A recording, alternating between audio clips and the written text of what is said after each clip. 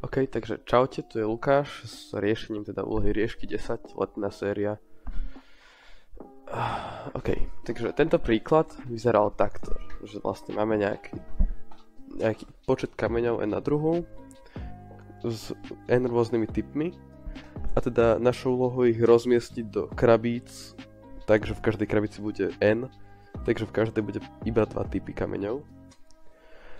A teda toto bola tá originálna úloha, ale teda na to, aby sme s tým vedeli nejak pracovať, tak som si to vlastne trochu upravil také formálnejšiu jazyku. Takže to, aké kamene sú je nám vlastne úplne jedno.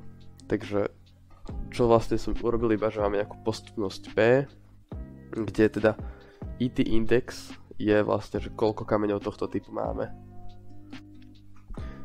A teda samozrejme v tejto postupnosti, keďže každý prvok reprezentuje koľko kameňov máme tohto typu, tak súčet všetkých týchto prvkov musí byť n na druhú, alebo teda ja to zapíšem ako n krát m. V tomto prípade to nerobí rozdiel, keďže m sa rovná n, ale neskôr to bude dôležitejšie. No a teda, keď máme tú postupnosť definovanú, tak teraz som vymyslel algoritmus, v ktorom vieme vlastne dať zaplniť jednu krabicu, a teda tento algoritmus funguje takto. Zoberie teda postupnosť P a ak sú v zozname iba číslo deliteľné n, tak do krabica skončí. Inak zoberie najmenšie číslo, nejaké x, od najväčšieho čísla zoberie nejaké k, čo je n minus x a tieto dva prvky dá do krabice.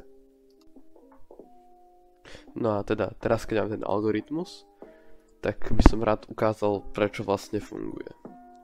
Takže tento algoritmus budeme opakovať na tej postupnosti, až kým tá postupnosť nebudú samé nuly.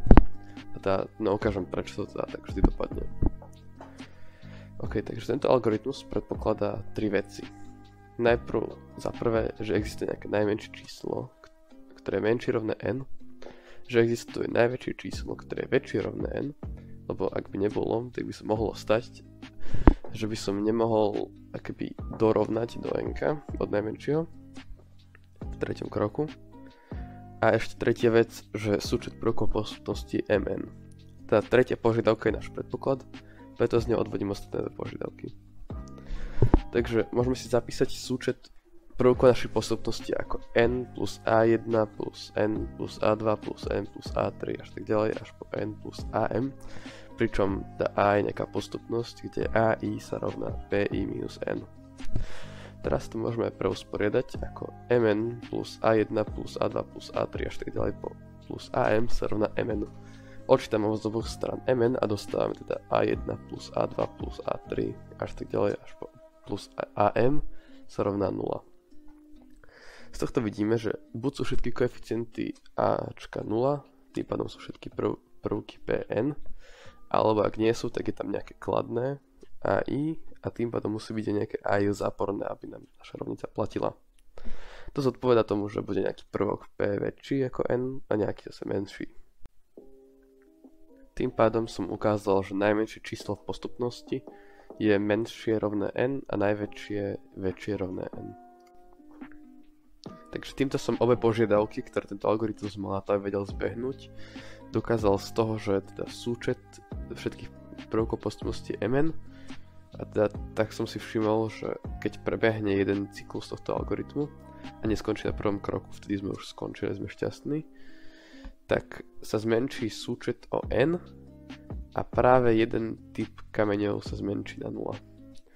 Práve jeden preto, lebo najmenší počet, koľko môže byť kameňov toho daného typu je 1 a viem, že najväčšie číslo je väčšie rovné n, takže aby som to dorovnal, teda aby ten súčet bol n, tak potrebujem najviac n minus 1, čo je menej ako n, takže sa mi najväčšie číslo určite nezmenší až na 0.